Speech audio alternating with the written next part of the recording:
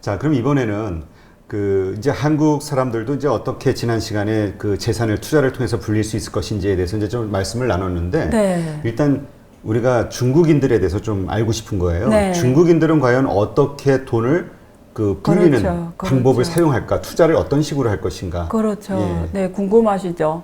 네. 궁금하면 500위안. 500이 네. 아니요. 얼마인지 아시죠? 잘 모르겠는데 어쨌든 8만 원. 오케이. 콜. 그래서 제가 그림으로 또 보여드릴게요. 여기 네. 지금 중국의 사람들이 주로 네. 자산을 어떻게 운영하는지를 보여주는데요. 네. 여기 지금 실물 자산, 여기 주로 부동산이에요. 부동산하고 상가. 아. 상가에 지금 79% 보이시죠? 아, 정말 압도적이네요. 네, 부동산이. 압도적이에요. 그래서 이게 실물, 금융 자산은 20%밖에 안 돼요. 아, 20%. 네. 실물 자산이 79%고요. 그럼 실물 중에서도 주로 어디에 투자하냐? 아파트처럼 이런 주택에. 주택에 지금 59%. 예? 그리고 여기 상가, 자동차, 공장, 설비. 보이죠? 사업하는 사람들이 예, 거죠? 기타. 그러니까 이런 거예요. 금융은 20%밖에 안 돼요. 그러면 이게 글로벌에 다른 나라하고 비교했을 때 우리는 항상 이렇게 비교해야 본질이 보이거든요. 그렇죠. 이게 그래서 과연 적정한 건지. 적정한 건지. 그래 다른 나라하고 비교해 볼게요. 지금 이게 미국하고 비교할게요. 네. 이게 요 컬러가 미국입니다. 요 파란색. 파란색. 예. 네. 그린이 중국입니다. 아. 자, 부동산. 전매게 부동산이에요. 중국은 부동산에 지금 78% 투자하죠. 아, 엄청나네요. 한국이 얼마인지 아세요? 부동산에? 한국도 거의 60% 이상. 한국 69예요. 69. 네, 중국이나 한국이나 다 부동산이에요. 주로 가계 자산에 투자하는 게 한국도 70%라고 보시면 돼요. 중국은 네. 77%, 78. 그다음에 미국은 34%. 보이시죠? 34, 35 보이시죠? 네. 그다음에 중국은 금융 자산의 11.8%밖에 안 돼요. 우리가 보통 주식이라고 예, 주식, 생각해야 채권 되겠죠? 이런 예, 걸. 근데 그 미국은 42%. 거의 절반이 금융에 주식하고 채권 이런 데 투자하고 있고요. 그다음에 사업하는 거. 미국은 19%, 거의 20%. 창업자들? 예, 창업자들. 중국은 5.6%. 아, 보이시죠? 이거 기타. 여기서 왜 미국이 그렇게 가는지 보이시죠? 이 두 개 차이 나잖아요. 이게 제가 옛날 말씀드렸잖아요. 돈이 어느 나라도 부동산에 돈이 가게 되면 그 나라는 희망이 없어요. 지금 베트남이 지금 부동산이 몰려가 있어 돈이. 그래요? 베트남도 힘들어요 앞으로 내보게. 그래서 지금 월급도 지금 아마 2, 3년 지금 중국하고 같아질 거예요. 그래서 지금 베트남 우려스러운데요. 어쨌든 그러니까 이렇게 되면 안 되는 거예요. 이렇게 부동산이 이렇게. 그래 중국이 이렇게 가고 다른 나라하고 비교할게요. 일본은 금융 자산에 얼마 투자하냐면 61%. 일본. 맞네요. 예, 일본 원래 작았는데 부동산 신화가 무너지면서 네. 금융 쪽으로 많이 왔어요. 근데 이게 대부분 예금이에요, 일본. 아, 이게 문제예요. 지금. 주식이 아니라. 예. 그다음에 싱가포르는 56%, 스위스 54, 미국 52, 캐나다 48.6, 그다음에 여기가 지금 프랑스 39, 중국이 아까 11.8% 했죠. 자. 그 다음에 그 중국은 주식시장 많이 투자 안 하는 게 이제 보이셨잖아요. 네, 근데 그렇죠. 보시면 주식시장에 지금 중국이, 주식 인구가 얼마인지 아세요? 1.7억 명이에요. 상당하네요. 한국 인구가 얼마? 5,050만 명이죠. 5천만. 근데 거기 3배 되는 인구가 주식하고 있어요. 1.7억 명. 엄청나네. 근데 재밌는 얘기 해드릴게요. 2020년 7월. 네. 7월에 중국 주식이 한 16% 올랐거든요. 네. 그래서 뭐 누구나 다 주식시장에 몰려간 거예요. 한국에 동학개미 있듯이.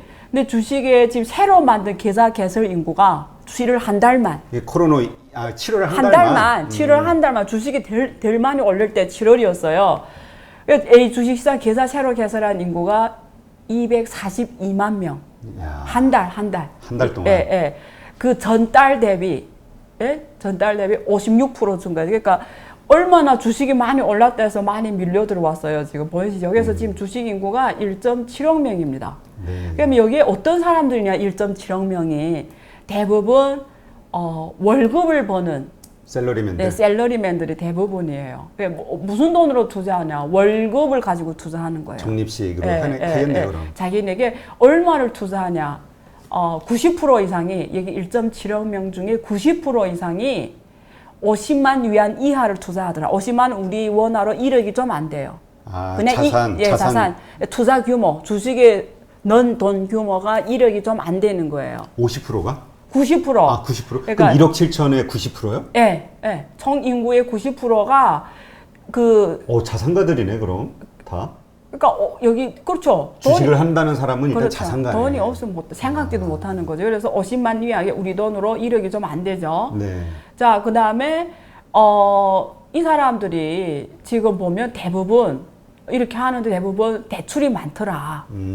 대출 무슨 대출이냐? 부동산 대출, 소비 대출. 대출이 있는데도 돈을 그러니까 어디서 벌려고 하죠? 이 사람들은 주식을 통해 벌려고 하는 사람들이에요. 그리고 일부분 사람들은 그 PB들을 통해서 은행 PB들 있잖아요. 예, PB들 통해.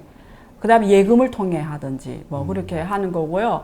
그리고 여기에 그 전반적으로 이 사람 포트폴리오를 짤 때 주식 비중이 자기 전체 자산의 30% 이내로 그러니까 30% 안 넘게. 그러면 내 1억이 있으면 한 3천만 투자한다는 거죠. 그렇죠?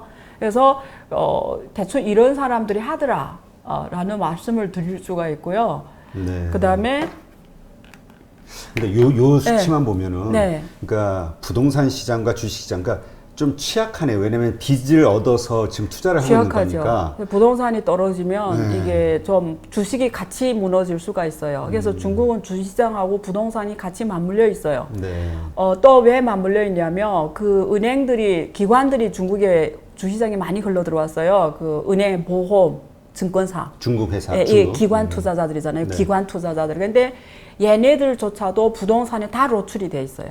은행 어떻게 부동산 경제에 노출되죠? 대출.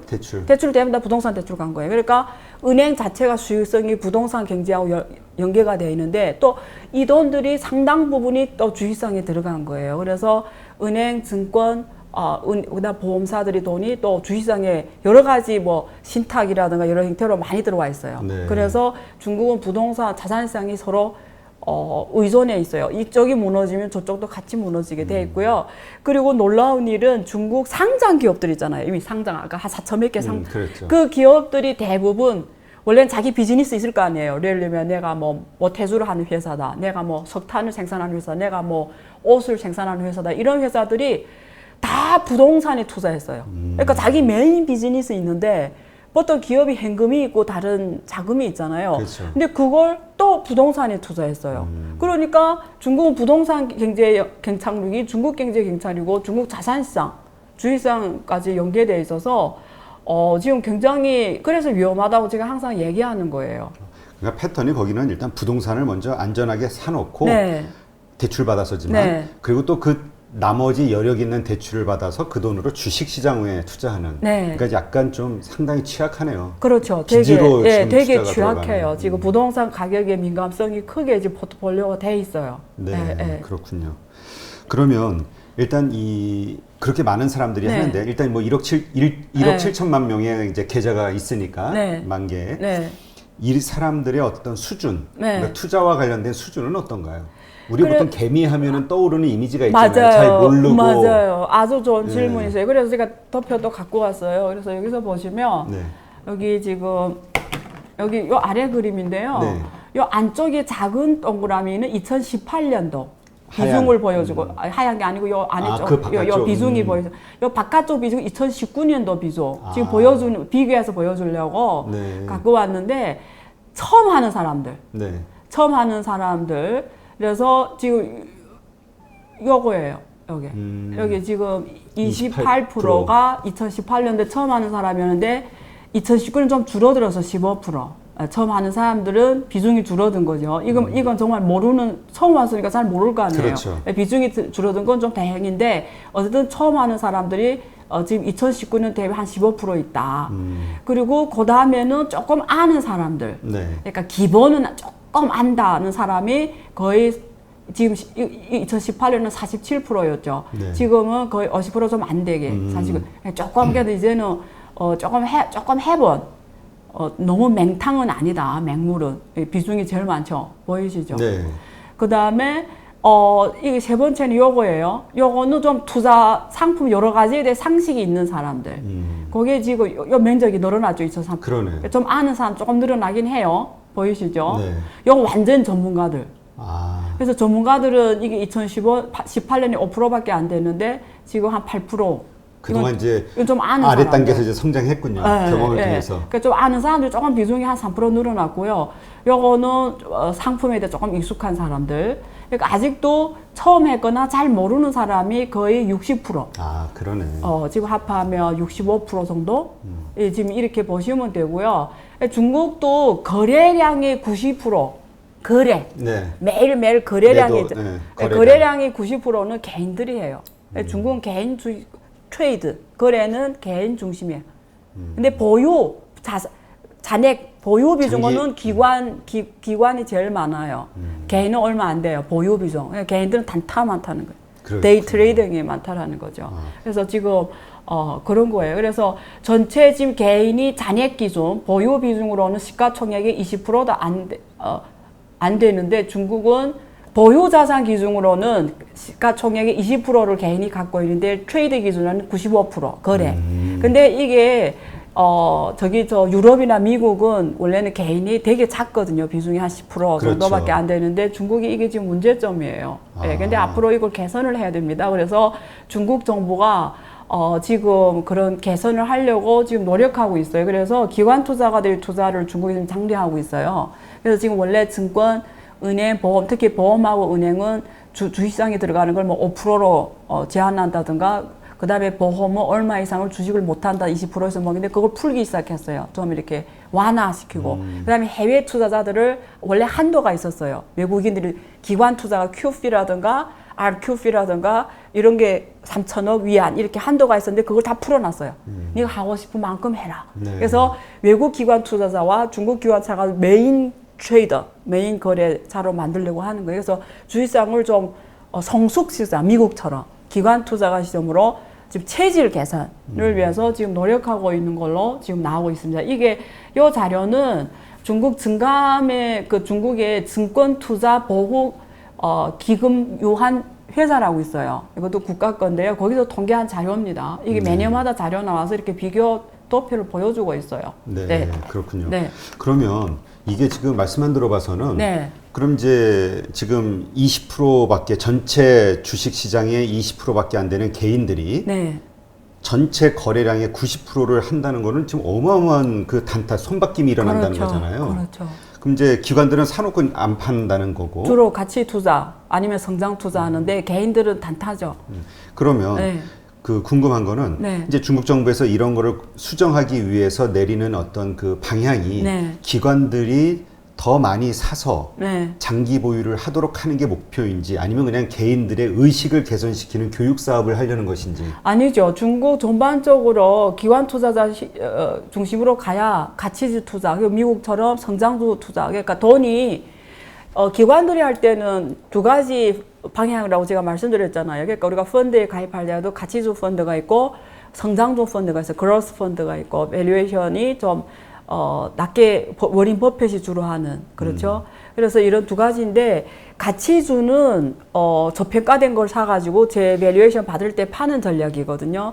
그러면 가치주 투자를 잘 하려면 금리를 잘 읽어야 돼요. 왜냐면 우리가 프라이싱, 주가 가격은 어떻게 가치 밸류에이션은 어떻게 하면 P equal 1 플러스 R 이게 금리예요. 쉬운 말로 하면. 원래 요구 수익률이라고 하는데 투자자 요구 수익률하고 위는 캐시플로우예요. 그냥 주식은 배당이에요. 디비덴드. 그거는 우리가 상수라고 생각했을 때 분모에 R이 들어가 있잖아요. 그러면 지금의 삼성전자 가격이 하이 밸류냐 낮은 밸류냐는 이렇게 같이 계산해서 나와요. 그러면 이 R을 읽어야 돼요. 그러면 만약에 한국은행이 금리를 올린다 이러면 이게 분모가 있기 때문에 가격이 어떻게 되죠? 떨어지는 거예요. 네. 그래서 만약에 지금 미국의 페드가 이제 물가가 걱정이 되니 금리를 올린다 말을 만약에 어느 날인가 페드가 앞으로 금리를 올리겠다 이런 흐름이 나오면 우리가 느낌을 어떻게 받아야 되냐면 가격이 떨어지겠네. 주식 가격이 떨어지겠네. 이렇게 생각해야 그렇죠. 돼요. 예, 그래서 밸류에이션 투자를 하려면 금리를 잘 읽어야 돼요. 그리고 그 기업에 남들이 모르는 정보를 많이 알고 있어야 돼요. 그래야 그 주식이 아직 그 정보를 반영이 안 돼서 낮게 평가되는 거예요. 한국 주식들은 주로 지배구조 문제가 있어요. 예. 대주주의 이런 소액주주와 대주주의 이해상충과 내부 거래라든가 이래서 밸류에이션이 낮게 한국 주식들이 주로 저평가되어 있어요. 많이. 결국 저 남북 문제, 전쟁 위험이 항상 있어요. 그래서 한국 주식이 밸류에이션이 낮으니까 한국 주식은 가치주 투자가 될 수도 있어요. 왜냐면 이렇게 접해가 된 주식들이 많아요. 근데 중국 주식은 가치주 주식도 있고 그로스, 성장하는 아까 말하는 그런 BATJ라든가 요즘에 언택 산업이라든가 미래 산업들이 주의를 보고 하는 거예요. 그래서 이 둘인데, 근데 기관 투자가들이 이런 걸 잃는 거죠. 누가 개인 투자자가 들어가서 혹시 우리 대표님이 중국 주식 하는데 뭐 알이 어떻고 뭐 그렇잖아요. 그리고 뭐 귀가 산업의 흐름을 읽으려면 공부를 얼마 많이 해야 됩니까? 개인들이 이런 걸 안 봐. 운을 보고 해요. 내가 오늘 사는데 이 주식이 오를까 말까? ETF 샀는데 여기 한 달 후에 오를까 말까? 이런 생각하는 거잖아요. 그래서 개인들이 수익률을 보면 여기 지금 보여드릴게요. 네. 여기 2018년도가 회색. 네. 여기 요 파란색이 2019년도 보여준 거예요. 그러면 여기에 돈 잃지도 않고 벌지도 않은 BP. 그러니까 본전. 본전. 본전하는 사람들이 2018년, 19년 비슷해요. 한 19%, 17%. 아, 네. 본전하는 사람. 네. 이쪽은 돈 버는 쪽이에요. 돈 버는. 이쪽은 돈 잃은 쪽이에요. 회색지, 회색이. 그러니까 이쪽이, 회색, 파란색 이쪽. 이게 파란색은 2019년도, 회색은 2018년도. 년도를 보여주는 거고요. 그러니까 이렇게 보시면 돼요. 요 마우스 요 기준에서, 요 선을 기준해서 오른쪽은 돈 버는 애들. 왼쪽은 돈 잃은 애들. 예, 이렇게 마이너스. 보는데 여기 플러스 보이죠, 숫자로. 네. 그래서 요거는 50% 이상을 잃은 애들. 지금 19년에는 5%, 18년에는 3.5%, 얘는 돈 왕창 잃은 거예요. 본전이 50% 잃고. 상당하네요. 그러면 본전을 50%, 수익률 50% 이상이 된 애들도 있어요. 2018년에는 9%. 2019년에는 3.4%. 그러니까 내가 1억 투자했으면 1억 5천 번 애들이죠. 네. 얘네는. 이거는 1억 투자했는데 5천을 잃은 애들.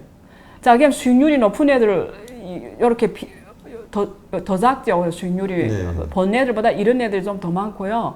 그 다음에 좀 20, 30%분 애들 보여줘요. 10%에서 맞네, 30%. 예, 여기 2018년에는 22%가 그래도 돈을 좀 10%, 30% 수익률 실현했고, 2019년에 안 좋았죠. 네. 지금 이게 적죠.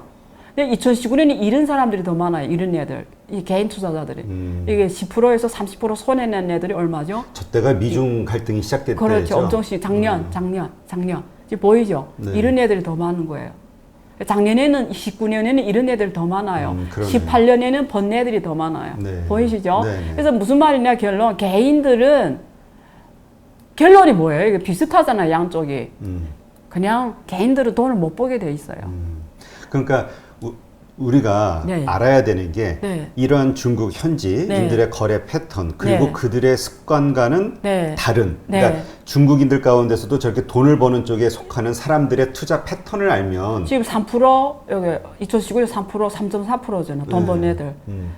그럼 이제 저렇게 잃는 사람과 어쨌든 개인들이 재미를 못 보고 있는 거잖아요. 네. 거래는 많이 하는데 네. 근데 이제 조금 전에도 말씀하셨듯이 네. 이제 중국 정부에서 그걸 고치려고 하는데 네. 그 얘기는 그러면 네. 그 20%밖에 안 되는 개인들의 물량을 기관들이 계속 매입을 해 나간다는 얘기 아닌가요? 그러면 물량이 줄어든다는 얘기 아닌가요? 그렇죠. 개인들이 앞으로 점점 미국처럼 선진국처럼 비중이 10% 아래 뭐 10% 언저리에서 왔다 갔다 하는 거죠. 한국은 3분의 1, 3분의 1, 3분의 1이에요. 개인, 기관, 외국인. 아, 우리도 많네요. 예, 예, 한국도 30%, 걔도 기관하고 외국인 합하면 60% 넘으니까 중국보다는 낫죠. 근데 저는 마지막으로 이런 말씀 드리고 싶어요. 그러니까 확실하게 해둘 게 있어요. 개인 투자자들은 자기만의 노하우 없으면 100점 100패예요. 그러니까 우리가 어떤 개인이 지난번에 말씀드린 것처럼 동전을 버리는 거하고 같다고 했잖아요. 그러니까 누군가가 돈 벌었다라는 거는 그러면 개인인데 주식시장에서 돈 벌었다라는 거는 두 가지 중에 하나예요. 지난번에 말씀드린 것은 그 확률 안에 들어갔든지 잘 자기도 뭔지 모르고 투자했는데 운이 좋게 10번을 동전 보냈는데 다 정면이 나온 사람이든지 아니면 정말 나만의 노하우 있는 개인 투자들이 있어요. 그 누구한테 말 안 해주는. 둘 중에 하나 돼야 돈 벌어요. 나머지는 오늘 벌었다지만 내일이 어떻게 될지 몰라요. 이게 개인의 운명입니다. 그래서 나만의 독특한 비법이 없으면 절대 운을 보고 투자하면 100점 100패입니다. 확실히 그래요. 네, 네. 알겠습니다. 근데 잠깐 그거 하나만 마지막 네. 체크를 한번 해보면 네. 어쨌건 지금 개인이 차지하고 있는 20% 네. 그 시장을 이제 앞으로 기관들이 네. 계속 매수해서 그 개인들의 시장 폭을 물량을 그렇죠. 줄여 나간다는 그렇죠. 거는 결과적으로 단타의 거래 가능성이 줄어드는 거고 그렇죠. 시장은 좋아진다라는 쪽으로 봐야 되는 거 그렇죠. 아니에요? 좀 이제 미국식으로 maybe 좀 미래는 좀 그 성장을 보여주 아까처럼 상해 종합주가시가 5년 연평균 수익률이 1.몇 % 이런 거는 안 나올 확률이 좀 있고 성장주도 상해 종합주가시 좀 많이 상장이 돼서 좀 보여줄 수가 있죠. 네, 그렇군요. 네.